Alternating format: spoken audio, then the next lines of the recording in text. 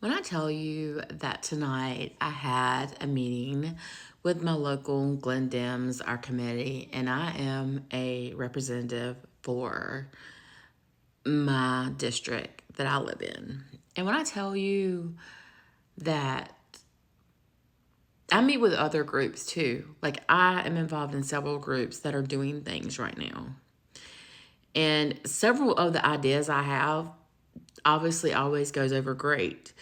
And then there's some that, ain't so great because not every idea is a gem. But crazy the ideas that I give them that they pass on that other groups have no problem helping me to fulfill. And that's where we're at today. But if you think what happened in Idaho is awful, then you're not prepared for this war that we're in.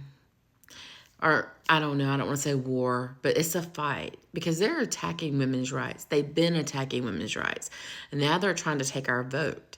Like, you may not see it, but I see it. And I also see that there's going to be more women dragged out.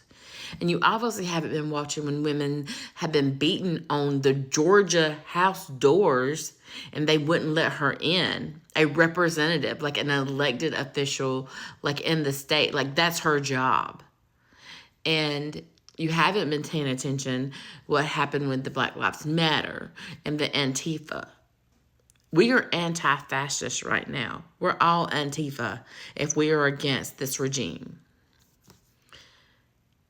I just know that who it's going to take to get in this fight, it could take a long time because we're not good at getting and hitting those streets and putting in the work and putting in the time. I see it. Like, I see it that the protests that they want to have for 30, 45 minutes, I see it for the protest that has to be during this time or that time. Like, I see it. They should be a protest happening in every city at least once a week, if not more. There should be huge protests. And every one of us should be telling the other people who look like us that this is not going to stop until you join this fight. Nobody's asking for violence, and they won't be violence until the police get involved. Because right now, the police ain't even involved in any of this. That's the worst thing that has happened so far. And you know how many protests we've had? Do you know how many streets have been taken over? Do you know? I understand why brown and black people are cautious. This is the first time that we are really in this fight. And yeah, they've been allies. But look back over and see what I'm saying. Until we get involved, it's going to continue to happen. Until Republican women stand up and say enough is enough, their representatives are not going to listen. But if we make enough noises, if we call them enough, if we literally march and march and march and hit our feet to the pavement and show that this is not cool and we make it uncomfortable, we may be able to salvage some things. But I'm telling you, 2026, we got to have local leadership.